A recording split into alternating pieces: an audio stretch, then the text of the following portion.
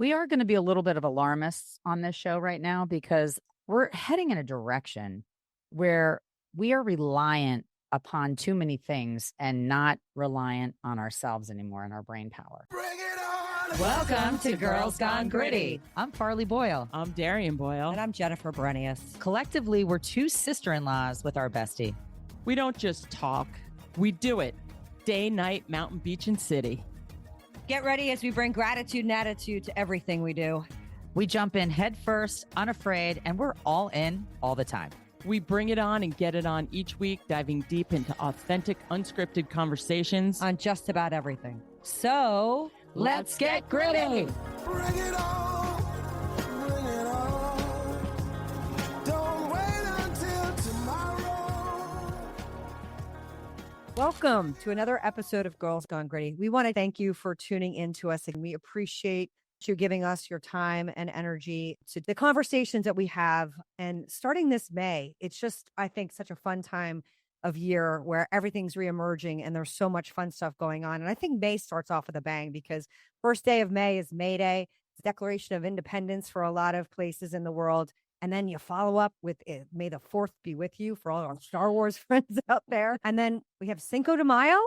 And love Cinco de Mayo. It's so fun, although they don't celebrate it in Mexico. It's not a big holiday. We made it up. Americanized holiday, kind of like St. Patrick's Day in the best way possible. We take it to the next level as Americans, as USA does. What does the 5th of May mean in Mexico? Do we know that? I looked it up, and it's a sign of their independence. So very much like the Americas, they have a day that they have a battle that was not supposed to be won. And that on Cinco de Mayo, they actually won their independence. Why the heck don't they celebrate it then?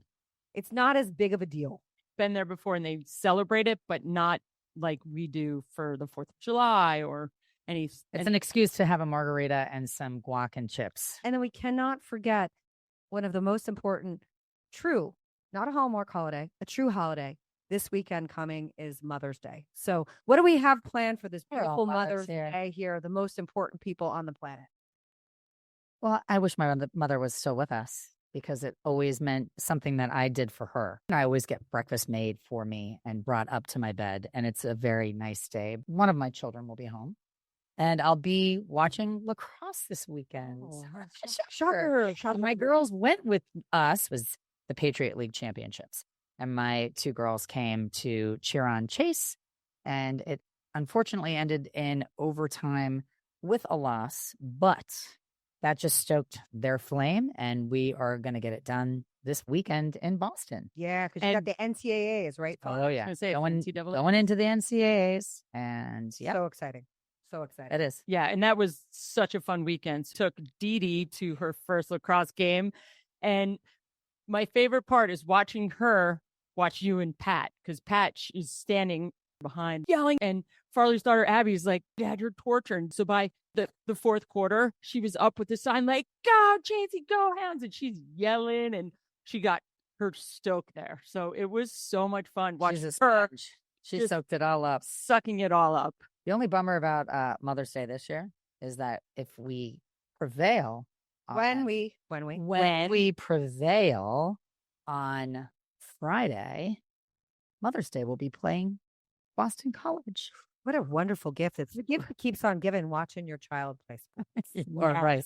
You are correct. And I'll be watching Dee Dee in Trenton for her little soccer games. Two polar opposites. And then Mother's Day. So the best is every Mother's Day, Jeff and Dee Dee go shopping to our favorite clothing store called The Bee in Spring Lakes. And the ladies there are tremendous. They're like, "Oh, Jeff and Dee Dee are here."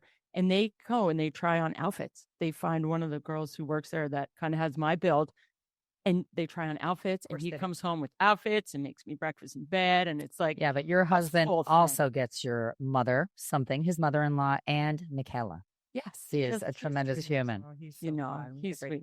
And we're gonna have Mother's Day, so everybody's welcome to come over to Mother's Day. Well, she'll be in at Boston. our house. Maybe not.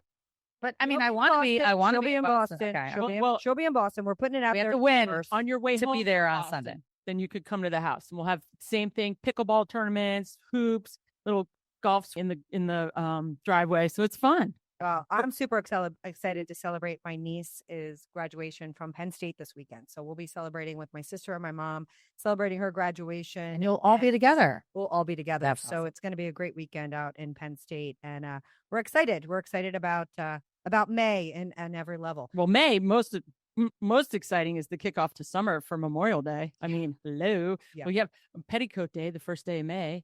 And no, I but wonder if there's like Mayvember. You know how there's Movember? you could. What are we doing? What do you do? Let's come up with it. Something? Yes. Okay, how about we don't shave? I mean, oh God. Well, you know what? That would be terrifying. I'm out. Just kidding. I'm out. On that note, who wants to hear the top 3 grittiest headlines of the week, aside from the 3 girls gone gritty not shaving for Mayvember? That would be scary. spectacular as long as no one had to touch me or see me. Cheetah pet growing on your legs. All right, coming in at number 3, Operation Fake Monster saves Gaga historic Rio concert. Are you kidding me?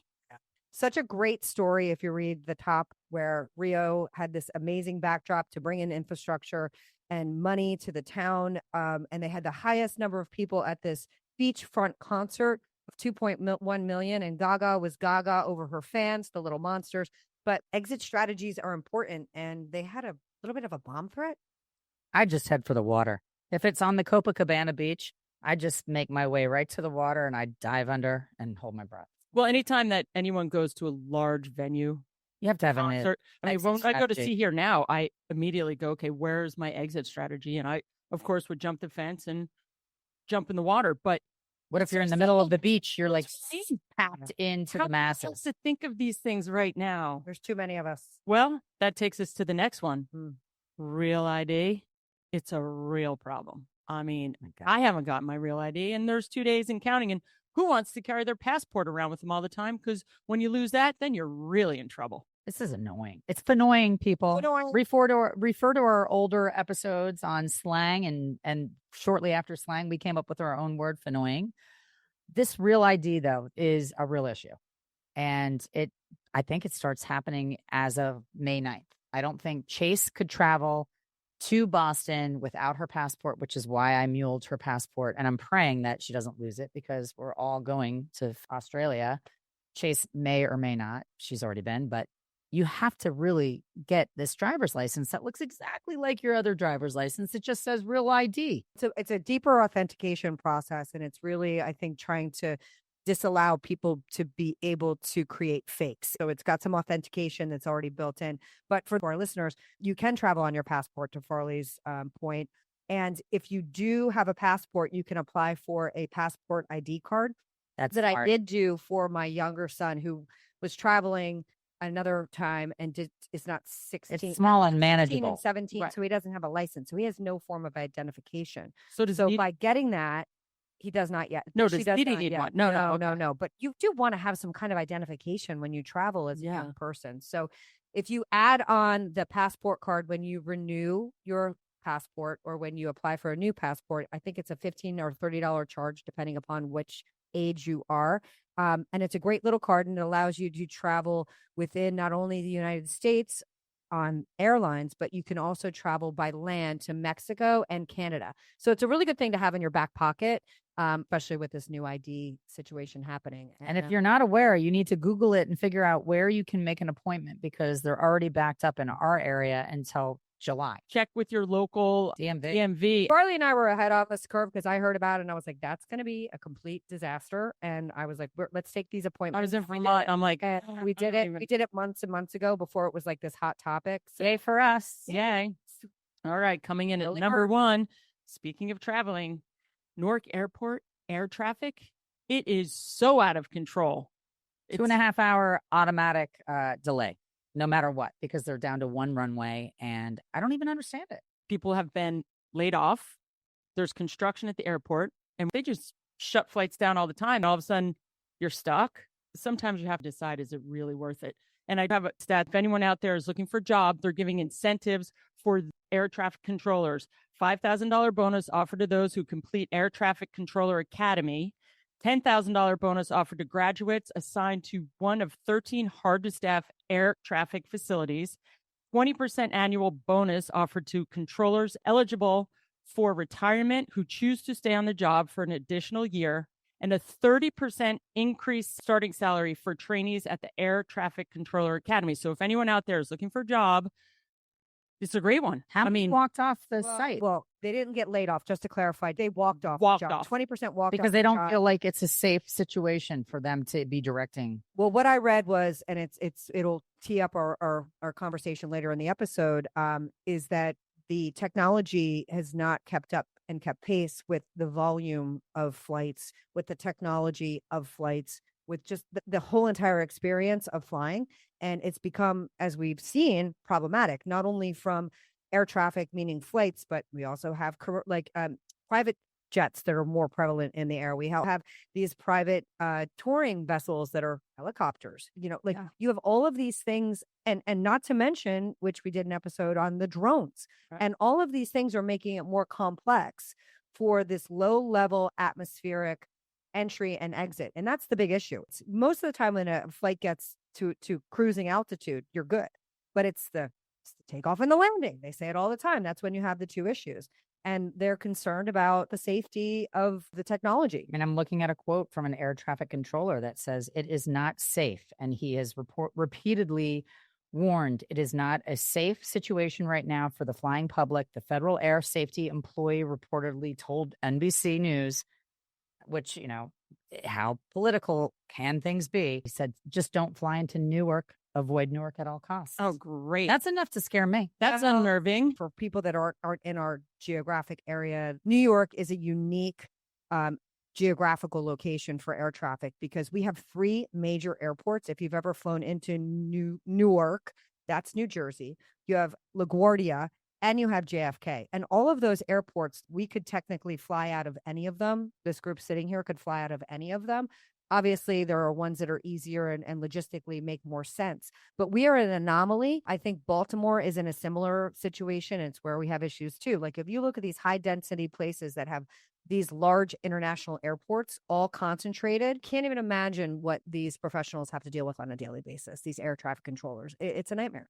Well, hopefully let's get it done because I'm looking for a trip. I'm ready. Well, and you don't want to be hung up, to parlay our number 1 and number 2. They're saying the delays at places like Newark between the Real ID situation and the traffic control and people not wanting to fly. They're now telling you at Newark, if you're going, you want to get there 3 hours ahead of your flight. If you don't have your Real ID, because if you're using your passport card or your passport, you're going to be waved in a different direction. That's what they're saying. Is another annoying detail that we are leaving you guys with to explore on your own. Yeah. All right. Get then. educated. That's what we're saying. Get educated. And what are we talking about today? Well, speaking of getting educated, for those of you who were paying attention last week, which there's so much news all the time, there was a huge power outage and it affected Portugal, Spain, and parts of France. And when we heard that headline at the end of our show last week, we thought we've had incidences here in New Jersey where we've had emergencies. You lose power, the grid goes down, and you recognize that there's emergency situations that we all need to prepare for. So we wanted to power and expand upon the idea of what do we do? What do we really need to be preparing for when and if large anomalies happen, whether it's a cyber attack, whether it's just a technological breakdown? What happens when the power goes out, the lights go out, and you've got nothing except yourself, no phone? What do you do and how do you prepare? So let's start back with what happened. What do we know of what happens now in Spain? 55 million people were affected and it lasted half a day and people were scared. And I have friends that have kids that are abroad right now, finishing up a semester, and it was chaotic. Their sirens are going off and things are tweaked and it affects public transportation. It affects everything. If you can't get in touch with a loved one because your Wi-Fi is down and the phones are down and the electricity is off, they're lucky it happened in daylight hours. If it happened in the darkness, I can't imagine how much looting and wacko things would go on, because one of my best friend's daughter's house got robbed while she was in it, while there was no power. Because think about it, can't call for help. I mean, and they all know, they hover. There are like, you're a sitting duck. We'll get into more of what it's going to look like if this were to happen in the USA. But what happened is still not explained in Portugal, Spain, and France. They're still looking to figure it out. What I read, I think what you're going to say too, is like it was a sustainable energy. They're transferring a lot of the ways that they're sourcing their energy to power. They're using wind, grid. they're using solar. Grid, right? So the renewable resources have more fluctuating anomalies. If it's a sunny day, you get more solar. If it's a windy day, you get more wind. And these grids that have been in place are old, and they're not able to handle the deviations that happen with some of these newer technologies. They said they have to keep up with it. They said the outage was caused by a sudden large drop in power generation, triggering a series of cascading events that ultimately led to the collapse of the Iberian grid. So while the exact cause is still under investigation, several factors have been mentioned. And I did read an article that said that they are 97% sure that it was not a cyber attack. Yeah. Well, Jeff said, because I asked him, I said, did it affect the market? And he goes, it didn't even move the market. It wasn't catastrophic to the sense that the market went completely haywire. So it had to have been something more internal natural, like that. So it wasn't man-made. Yeah, it wasn't man-made. It wasn't like some cyber attack. And that's the thing that we have to worry over here is, hey, what is it? What are the problems that would shut the grid off? A natural disaster, someone hitting the switch. What is causing the problem? What is causing the outage? When we had Hurricane Sandy, everything was out. We had no power. We had people without heat. The ones who had generators were the ones who were winning because they were able to have power. But there's so many factors in the time frames and what exactly is going down and for how long. I think one of the problems is when it happens, you're not going to be in the know unless you have ham radio. Think about it. If communication all of a sudden goes down, so the immediate impacts of a blackout, let's call it a blackout or a total power outage, communication breakdown, transportation issues, business closures, food spoilage, water contamination, medical disruptions, fuel distribution problems, and then that would lead to longer term, depending on how long this goes. But when it first happens, you don't know the reason. Is it a natural disaster? Well, what if you're just sitting there on a beautiful day and there isn't some cyclone? So that's the thing that can cause the widespread panic is the lack of information. Right. And that is honestly the number one immediate impact is the communication breakdown. And it says cellular networks and internet services would be disrupted, making it very difficult to communicate with others. Well, that's obvious. So it's good to have a landline. You should have a two-way radio. Basically, there's UHF and VHF radio signals. They're emergency signals, and it all depends on what city. If you live in a big city, you get one signal. If you live in more urban city, then you get a different signal.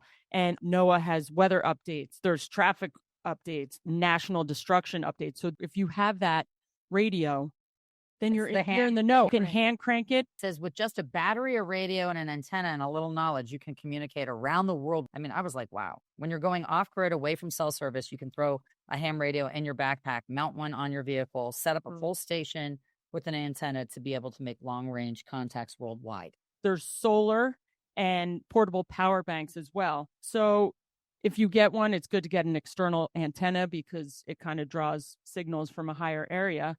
But you need that transmission to basically be in the know, because if you are not in the know, like all those crazy movies that you see, you want to be protected because it gives yourself a peace of mind to know, hey, I have all the tools I need.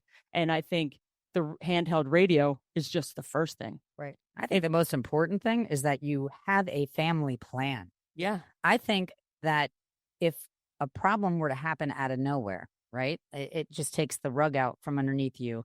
You've better already put together some type of a plan so that if you cannot communicate with your loved ones, if you can't reach your kids, if you can't reach your parents, you have to have the foresight to have a plan that your family is completely aware of prior. Back to Darian's earlier point, I reinstalled an old school landline in my house because if the power goes out and your cell service doesn't work, that means that the cell towers aren't working. There is no way to communicate. And most kids in this generation, they don't have a home phone. Who knows their kids' phone numbers? You have to write. You have to memorize your parents' phone numbers. Kids, you have to memorize your parents' phone numbers. They've dumbed us down with our devices, and we all rely on GPS and can all hit number 1 to call hubby and number 2 to call Mackenzie. Mm-hmm. You have to remember people's phone numbers. Yeah. Memorize your own children's phone number. Does Dee Dee know your number by heart? So Dee Dee knows our number by heart, knows Aunt Michaela's number. Yeah.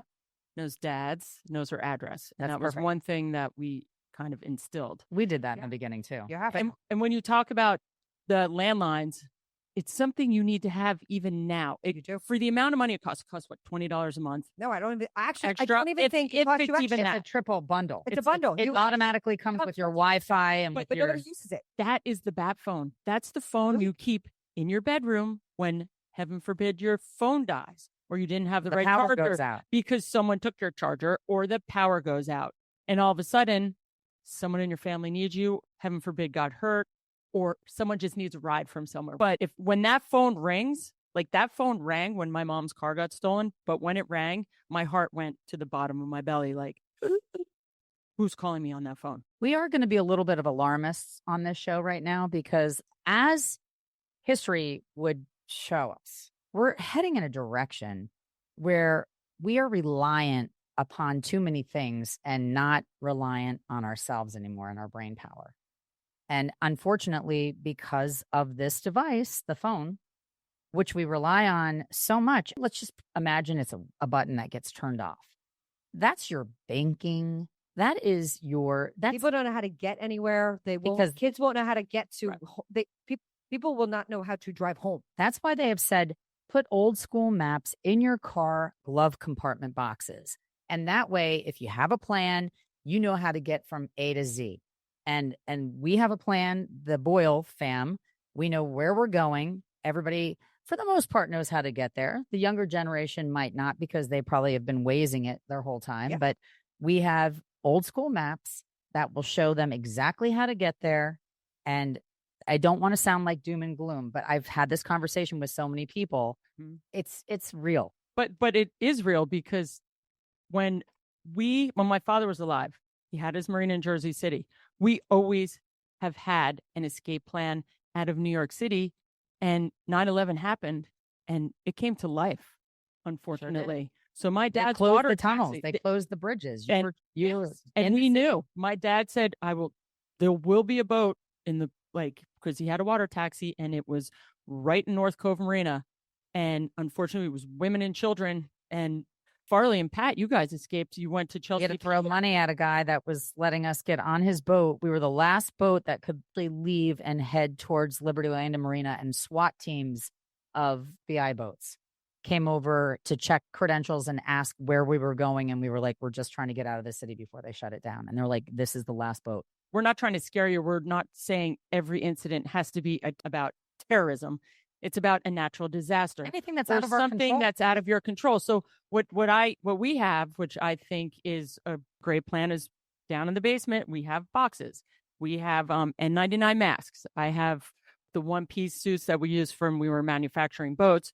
It was nothing could get on you. It's almost like the space suit. We have copies of birth certificates, passports, credit cards in the box. We have anything important documents in the big box that's waterproof.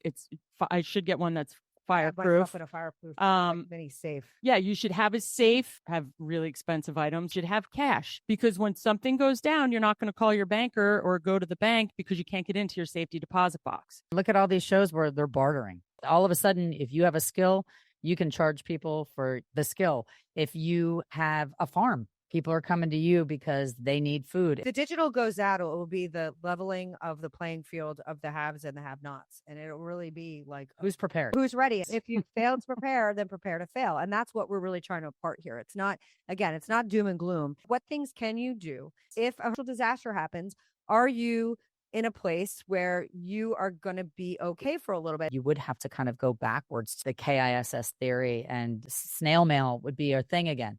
Snail mail and two-way radios Yep. that you crank. I strongly recommend everybody read or watch All the Light We Cannot See and talk about a plan and having the foresight. This father taught his blind child how to get from A to Z, not only in darkness, but in a time of insanity. And she prevailed. And it was them relying on radio frequencies that no one else really could monitor or understand. And him having a plan for a handicapped child.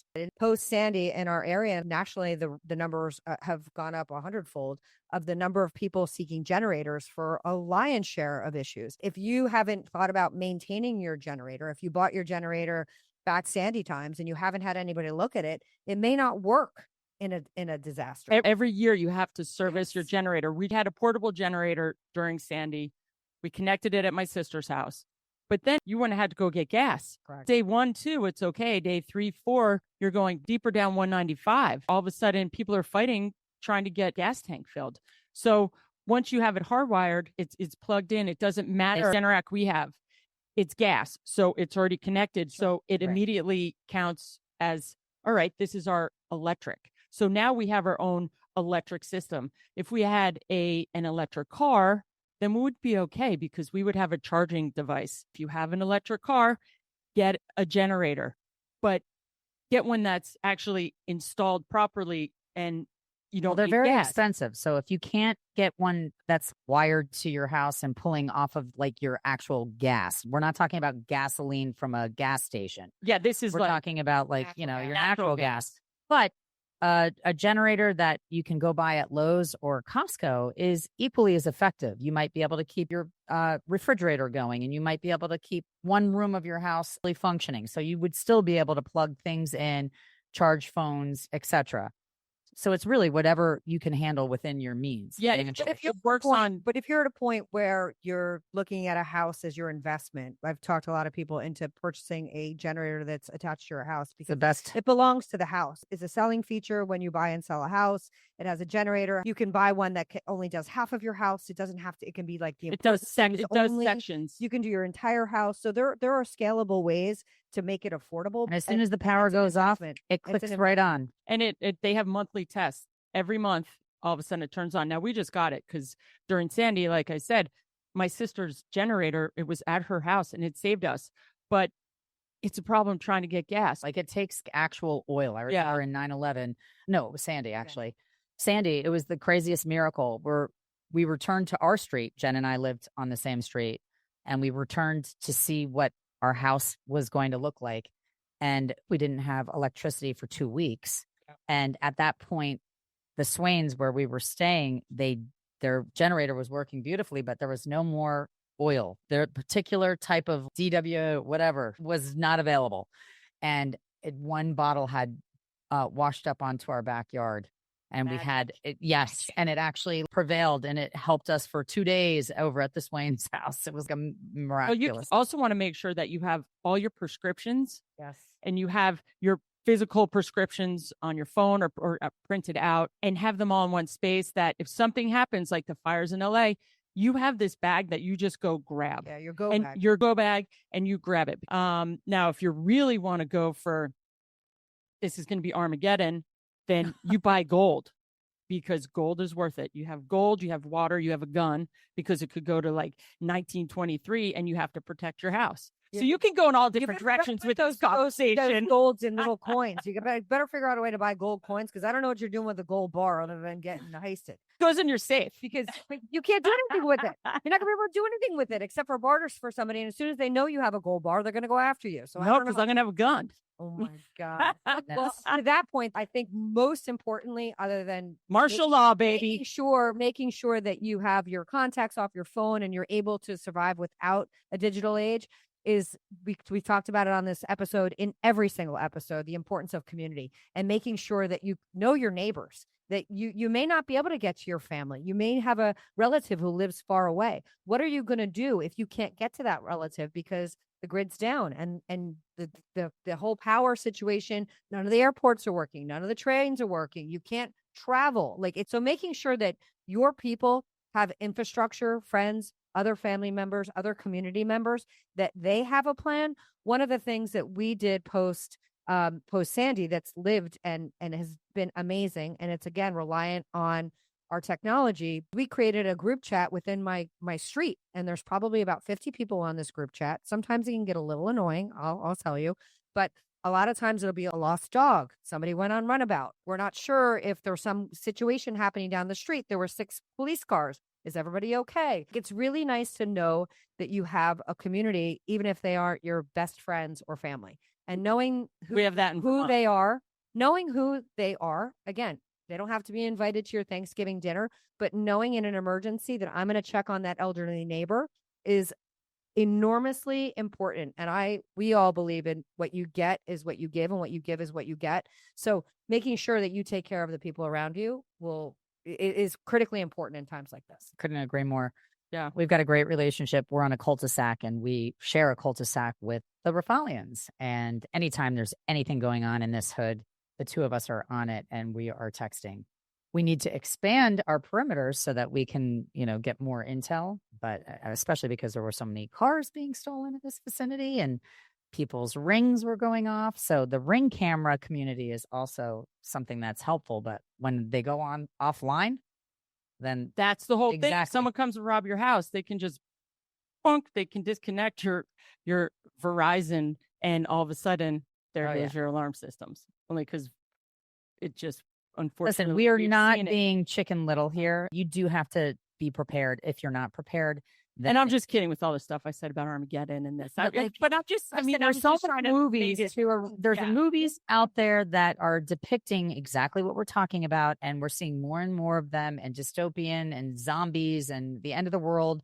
Not that we think that that is happening at all, but I'll tell you, I would like to be prepared if there was something coming my way, so that not only could I protect myself and my family and my friends and people that I really care about, but that we had the foresight to really have a conversation and put together something that is meaningful, that we all are on the same page. One thing you should have in your basement or in a storage unit, along with all the copies of all your passports and your prescriptions, is food. You should have backup gallons of water, but also food. And they have Patriot food. It's freeze-dried food. If you use it for camping, and you can get 6 months supply.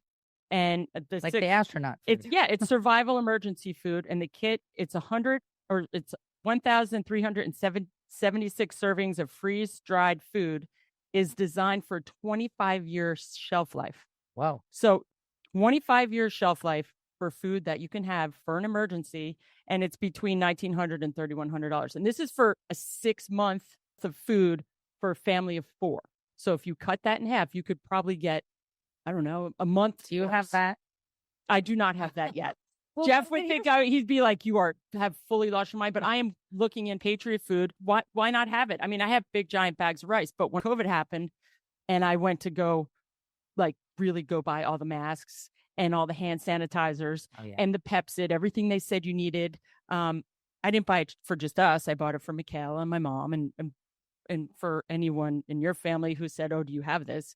I mean, I could have had it at the store 30 minutes. I know, but I have it stocked. I did that with toilet paper and paper towels, which, might have been silly, but I love my paper products and we need them. Do you think COVID has done one thing? If we have any kind of a cyber emergency or any emergency that is not a physical disaster, something that makes sense to the human brain, I'm not sure people will be so quick to fall in line with what's happening. And I think they'll question the common sense of what the protocols are a little bit more coming off the heels of COVID, because a lot of things that we did made zero sense. And stockpiling food and creating such an insular community creates so much fear and anxiety and will take people apart even more. I don't think it would happen in that way as it did. Now, we are in a place, there are things happening all the time that we're not aware of.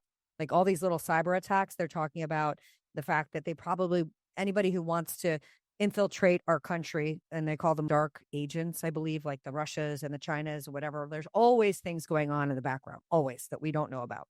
And what they'll do is they may not hit the grid to create complete chaos, but they'll hit a meat packaging plant.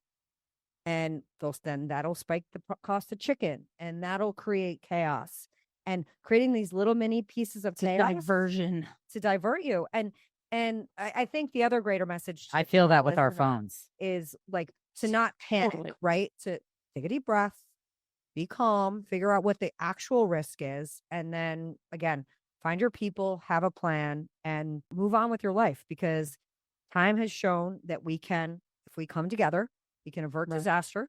I believe most people are good and want to help their common neighbor. When we had Sandy, we had the Alabama State Police here. We had Georgia come up and help us. We had all these other places that were very quick to hop into duty. You just always want to be prepared. Even 9/11, we lived through that. I was living in the city at the time. And the thing that I felt the most guilty about was moving out of the city. I had a 3-month-old at the time.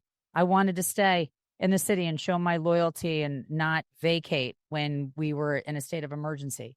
But the way that the New York City community came together, we would make signs. The emergency services people would doing a shift change. We would go support them on the West Side Highway with big giant bottles of water, things that we could hand them as a thank you with signage. I've got pictures of like Mackenzie and a baby Bjorn, and Pat and I are in red, white, and blue holding flags and with handmade signs, just thanking them for their services. New York really banded together, and Giuliani did an incredible job of just making people feel like we were all as one in that moment. So Jen's right. You absolutely do band together in horrible situations. And for a day or a week or a month, it feels like we're united. Yeah. You start relying on the people next to you, and you recognize, just like the Pope said, in the hospital, it's all the same playing field. Everybody is on the same page. And, you might have a Jewish doctor operating on somebody that is an anti-Semite. Please refer back to last week's episode where we actually put in the Pope's final message that he wrote while he was in the hospital about just putting us all on an equal playing field. Yeah. And preparing, like you said, get a little checklist and make sure you have a family plan just to give yourself a peace of mind that, hey, because when things happen, they happen fast. It doesn't have to be catastrophic. It's not Armageddon.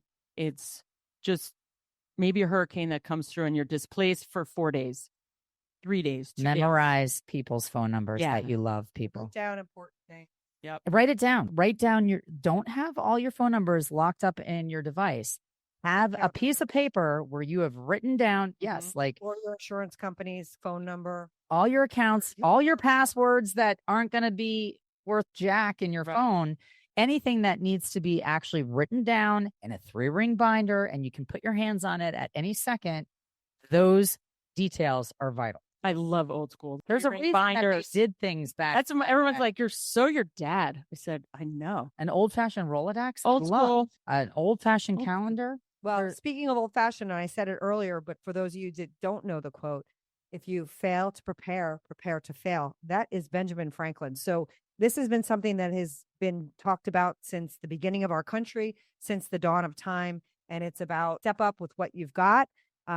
And if you've got a lot, if you've prepared for the event, whatever that event is, be ready for it. So exactly. So we have a great song that is going to motivate our listeners today. Yay. And I felt like it's not necessarily like an emergency song, but it's a song that it shows that things aren't always perfect. And sometimes you just have to figure out how you're going to pull yourself up by your bootstraps and keep going. So I'm not going to tell you the name of the song, but I am going to read the first opening lyric. I keep fighting voices in my mind that say I'm not enough. Every single lie that tells me I will never measure up. Am I more than just the sum of every high and every low? Remind me once again just who I am, because I need to know. And that, my friends, is a phenomenal, beautiful artist that has a crazy voice from God. And I think Jen is gloating over here. She knows the song. My God, of course I know this song. Okay, tell us what it is. So it is an amazing song. She played at the Super Bowl. She's from New Orleans, and her name is, and it's like LD. Lauren Daigle. She's like my favorite person. She is somebody who is spiritual and like everything cool, everything pulls out of her body. We saw her. We actually saw her for her Christmas. So anyways, the name of that song is called You Say.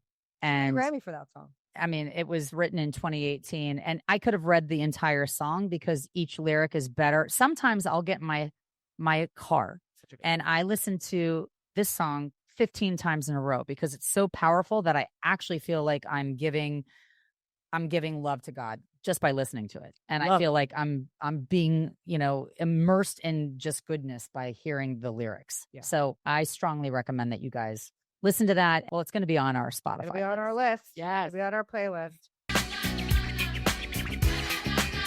Getting jiggy with it. Well, that is such an inspiring song that it takes us to another inspiring female this week. That's our Got Grit Award winner.